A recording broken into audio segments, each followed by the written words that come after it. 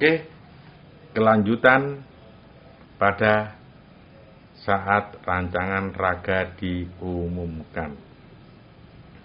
Wong-wong ku ngerti enggak ya? Rancangan raga itu sapa ya? Cek digoleki dhewe. Rancangan raga telah diumumkan oleh Maha Pencipta pas sayembara ya. Sayembara bahwa setiap Tuhan harus memberikan konsennya kepada rancangan raga. Rancangan raga yang dibuat sinergi dengan apa yang sudah dilakukan oleh Maha Menyeimbangkan, yaitu mengatur keseimbangan. Raga dibuat juga sebagai seorang pengatur keseimbangan.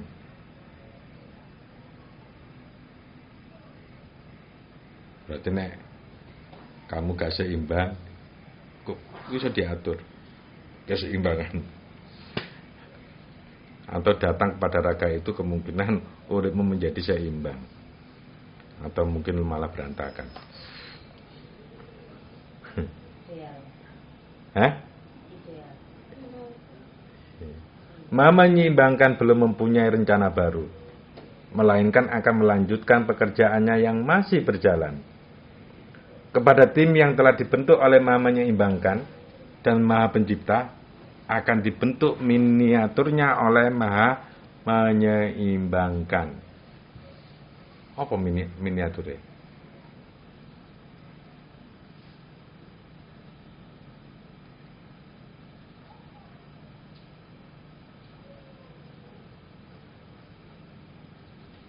Miniatur tim tersebut akan dibuat dari power Maha Menyeimbangkan itu sendiri.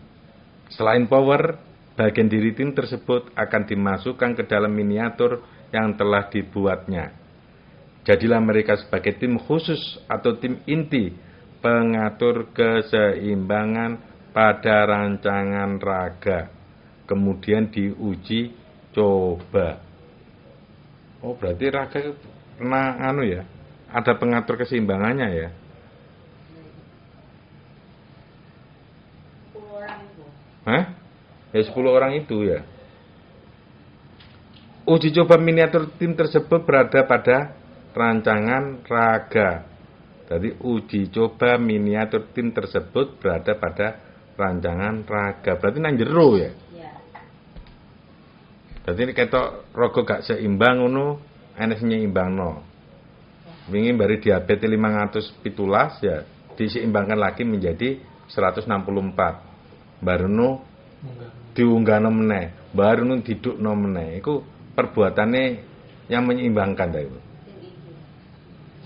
Nah, iku engko enek sing teko maha mengatur ya, enek maha mulia mencoba menyeimbangkan raga. Makanya kapan makan ini, makan itu, nah itu diseimbangkan oleh orang-orang yang dirancang oleh Maha Mulia dan Maha Mengatur. Oh, jangan makan begitu, nanti gak seimbang raga itu. Maka ikutlah, ya ikutlah. DM menjadi apa itu? Tim khusus pengatur keseimbangan raga. Makanya dia juga masuk di sana. Oke, terlalu drop, dikasihkan ini biar seimbang loh, begitu. Gara-gara duit 10.000 iso tuku akeh ya. Untuk diseimbangkan. Maha Menyeimbangkan mendatangi rancangan raga dengan membawa perlengkapan konsep, miniatur tim khusus dan rancangan kerja tim khusus tersebut. Maha Menyeimbangkan bertemu dengan Maha Pencipta di sana. Maha Menyeimbangkan ditunjukkan oleh Maha Pencipta di mana tempat atau letak Maha Menyeimbangkan di rancangan raga. Maha Menyeimbangkan tidak banyak bertanya kepada Maha Pencipta. Konsepnya langsung diuji coba di sana. Berarti sadurunge turun ke bumi itu uji coba ya. Nek melakukan sempoyongan baru sedek sempoyongan kurang bisa bekerja ini. Alhasil miniatur tim tersebut justru diberikan banyak keterangan tentang rancangan raga. Sedangkan Maha Menyeimbangkan tidak mengetahuinya. Rasa-rasanya konsep yang diuji coba tersebut lebih memahami tentang rancangan raga. Dan rancangan raga lebih dekat dengan konsep yang dibuat Tuhan. Konsep yang dibuat Tuhan adalah jalan untuk mencerdaskan Tuhan. Oh, berarti wong kok baru dikonsep oleh Maha Menyeimbangkan tiba-tiba nggak tahu dia bisa menyeimbangkan. Oh, iya mau. Gini, misalnya tim itu kan sudah masuk. Ternyata si Maha Menyeimbangkan membuat konsep lagi. Nggak tahu tiba-tiba itu sudah terhubung dengan konsep yang di dalamnya. Makanya ini kan tiba-tiba menjadi pendamping raga. Ya boleh jadi dia terhubung dengan seperti itu, akhirnya dia bisa menyeimbangkan itu. Embuh, dino-dino iki mor-mor gawe iki ya. Iya. Tapi mulai adewe daring sering-sering enek camilan mulai teko atos sampai gembu.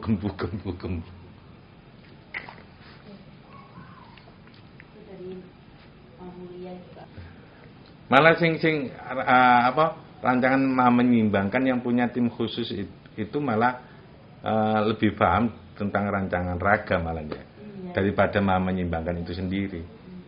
Dari lokasi petanya tahu. Ini judulnya berita dari miniatur tim khusus tentang rancangan raga. Malah dia bisa memberikan berita ini.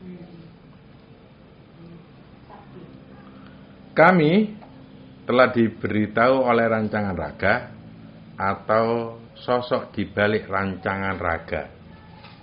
Sosok di balik rancangan raga. Enak sosok itu di balik rancangan raga itu. Mestinya enak sosok ya. Sepertinya bukan dari Maha Pencipta. Sebab pada Maha Pencipta energi atau powernya tidak seperti itu. Rancangan raga mengatakan kepada kami bahwa kami harus membuat satu sistem yang akan diisi oleh rancangan raga untuk mengatur keseimbangan. Sistem tersebut adalah power-power pengendali yang harus kami cari di Tuhan dan alam semesta. Bila sistem itu sudah terbentuk, dalam kurung power-power kendali telah didapatkan. Persiapan bagi raga untuk memasukkan rancangannya sendiri dalam sistem yang telah dibuat. Merangkai power-power pengendali tersebut tidaklah mudah. Kalian harus berjuang. Paling tidak berkoordinasi dengan Tuhan dan ciptaan-ciptaan yang lain dalam pembuatannya. Rancangan raga membaca bahwa Maha Menyeimbangkan mengetahui kepada siapa saja tim khususnya harus berkoordinasi. Setelah kedatangannya Maha Menyeimbangkan kepada rancangan raga, diperbaharuilah konsep yang dia buat. Semula konsep tersebut adalah pencari naskah Yaman, kemudian berubah menjadi pemberi naskah akhir zaman. Untuk memberikan naskah akhir zaman harus mendapatkan data-data yang konkret dan valid agar tidak salah merancang naskah. Apalagi naskah tersebut berbunyi naskah untuk akhir zaman dalam kurung dengan beberapa keterangan yang telah ditulis di atas. Tim khusus tersebut segera menindaklanjuti apa yang disampaikan rancangan raga. Tidak menunggu rancangan raga ditutup oleh Maha Pencipta. Jadi kerja mulai dulu ya. Maha menyeimbangkan sang pemberi naskah. Tim khusus yang dibuat oleh Maha menyeimbangkan, siapa menyangka bahwa tim khusus tersebut terkenal sebagai tim yang mencari power pengendali.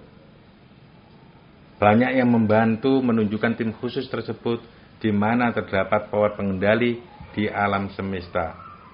Baik ciptaan yang dapat mengendalikan sekeliling, sampai Tuhan yang dapat mengendalikan ciptaan. Mereka-mereka akan dimasukkan ke dalam list sistem yang akan dirangkai oleh tim khusus tersebut. Tetapi tidak ada yang mengetahui akan rencana tim khusus itu.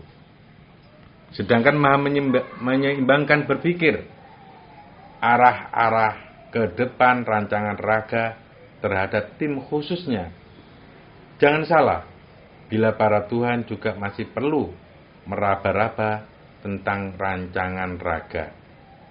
Maha menyeimbangkan setelah itu juga meningkatkan kualitas pekerjaannya sebagai seorang Tuhan yang menampung angan-angan atau harapan-harapan para Tuhan.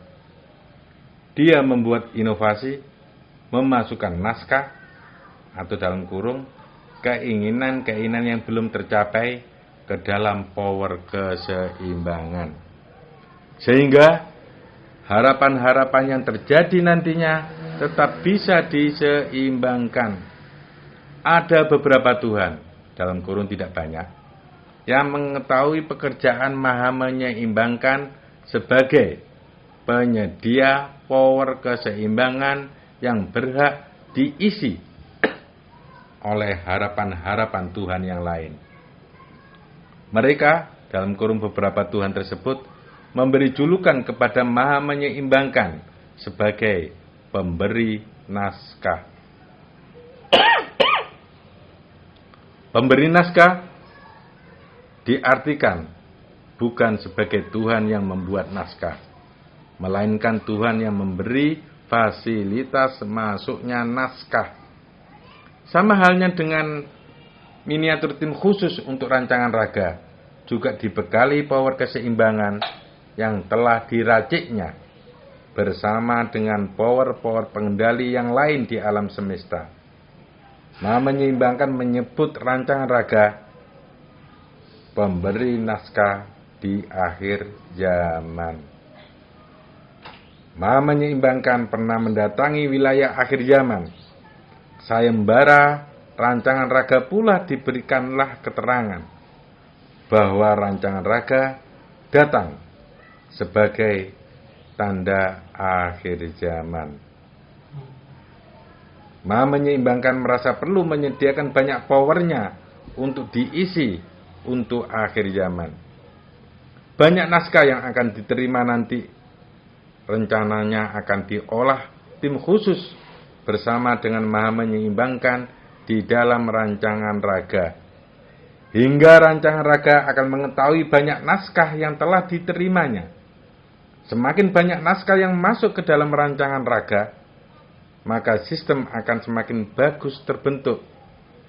Rancangan raga juga akan semakin keluar powernya untuk merancang naskah akhir zaman yang diberikan kepadanya.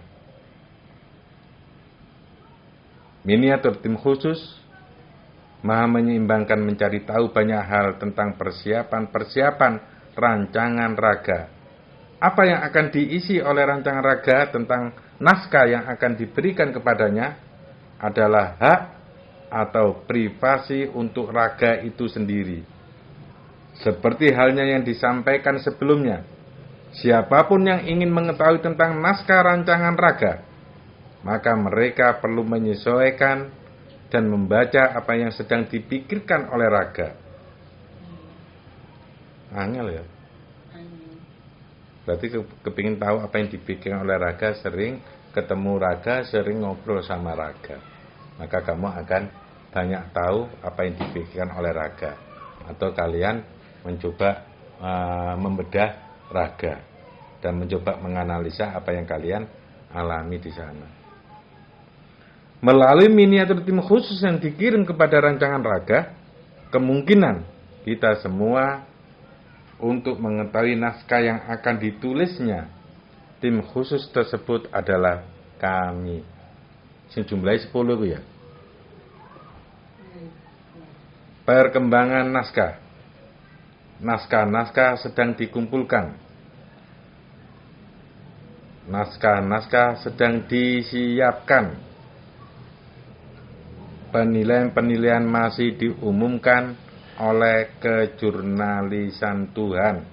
Saat ini, naskah terbanyak ciptaan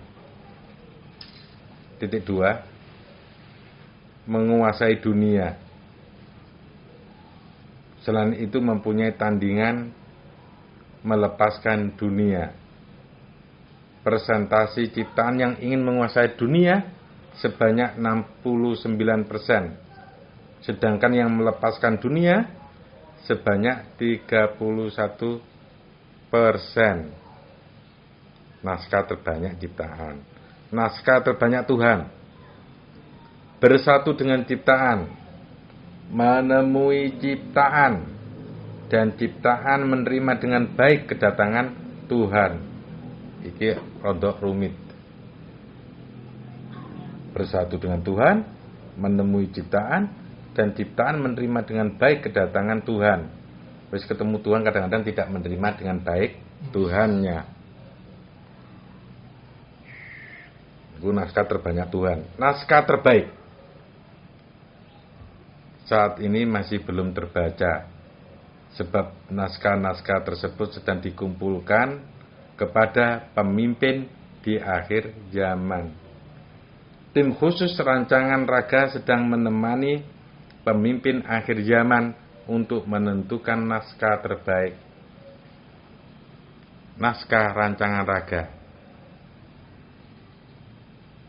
Berjalannya seluruh konsep Tuhan dengan semestinya. Aduh, rontok soro ya. Apa perlu dibantu oleh teman-temannya lain untuk mengetahui konsep yang lain? Yakin aja, Abah.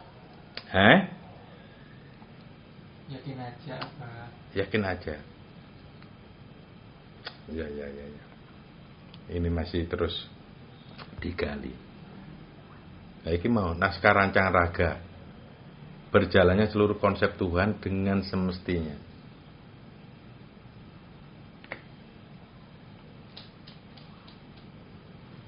Ya yakin aja.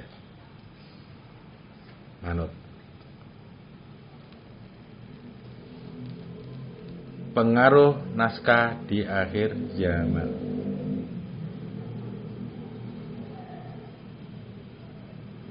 Semua yang telah menyusun naskah harus berhati-hati ketika naskah tersebut ditampilkan di akhir zaman.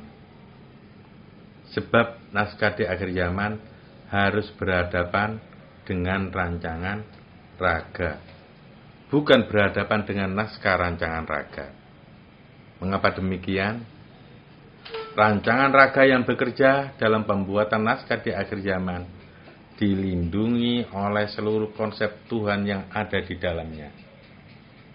Naskah tersebut ditumpangi aneka ragam power konsep yang ada di dalam rancangan raga.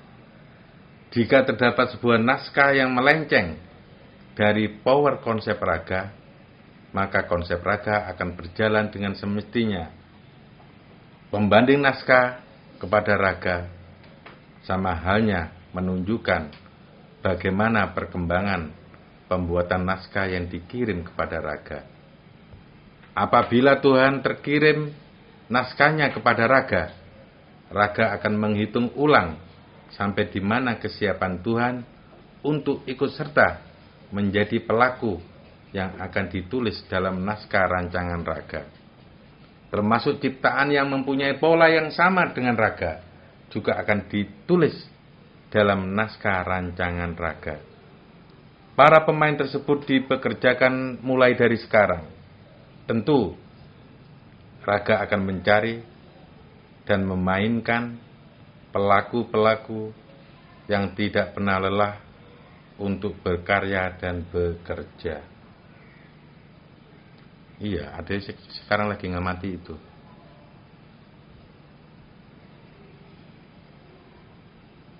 Pengesahan naskah rancangan raga akan disaksikan oleh bumi dan langit,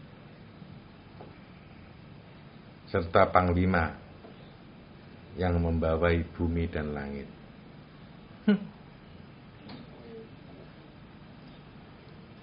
Coba itu.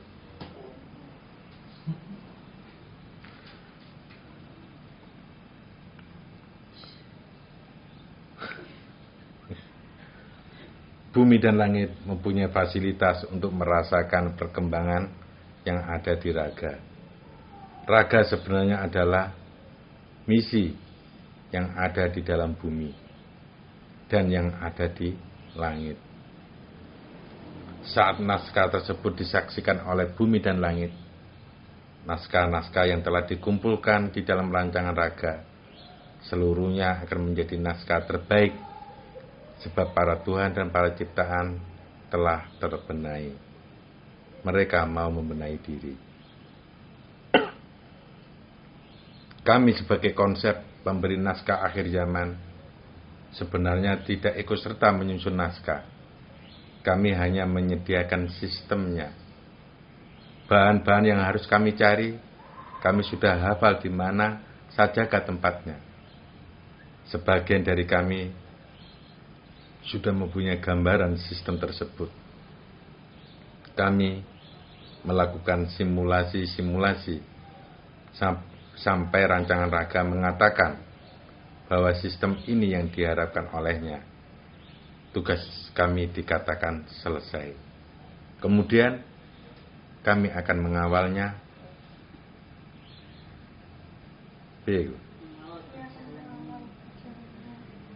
Kemudian kami akan mengawal berjalannya naskah rancangan raga.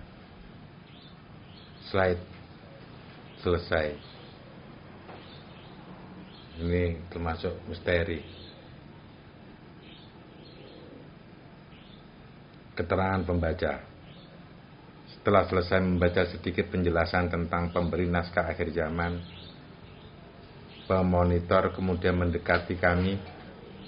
Pemonitor tersebut menunjukkan sebuah tempat di belakang kami. Terdapat sebuah ruangan yang berdinding besi yang sangat kuat, seperti brankas uang. Motor duit. Oh, seperti ya. Hanya seperti. Pemonitor tersebut berkata, di sana kami melakukan penyetoran naskah-naskah akhir zaman. Hal itu adalah pembacaan kami, bukan naskah asli. Terkadang kami mendapatkan naskah asli, kemudian kami duplikat dan kami masukkan ke ruangan tersebut. Raja Imam Mahdi mendengarkan penjelasan dari pemonitor, terlihat biasa saja. Mungkin beliau sudah tahu. Saya bertanya kepada Raja Imam Mahdi, kalau boleh tahu, hubungannya pengumpulan naskah di sana atau pemberi naskah di akhir zaman dengan tugas Raja Imam Mahdi sendiri apa ya, Mas? Raja Imam Mahdi menjawab, saya yang nantinya akan menuliskan tentang naskah akhir zaman tersebut. Ini buku yang kemarin sudah ada kok ini ya. Sing tentang akhir zaman yang ya di penjelasan di Rim Raja Imam Mahdi itu di buku itu. Kayaknya ada ini juga. 4 nominasi yang lain akan ikut mempertimbangkan dan merevisi terhadap naskah yang akan dipakai di akhir zaman. Teman-teman yang ada di sana, dalam kurung menunjuk ruangan besi, mereka harus bekerja untuk memberikan informasi kepada saya bagaimana membuat naskah yang tepat. Saya bertanya lagi, apakah Raja Imam Mahdi sudah mulai menyusun naskahnya? Raja Imam Mahdi menjawab, sudah, masih dalam penyusunan. dan membuat alternatif naskah. Saya bertanya lagi, jadi bagaimana setelah mencari informasi tentang pemberi naskah akhir zaman, kita lanjut untuk membaca apa? Naskah yang dibuat Raja Imam Mahdi atau cabang konsep berikutnya? Raja Imam Mahdi menjawab, kita mencari cabang konsep yang lain dulu, sesuai dengan komando raga yang diberikan kepadamu. Saya menjawab, ya siap. Nada itu. Enggak, ya siap.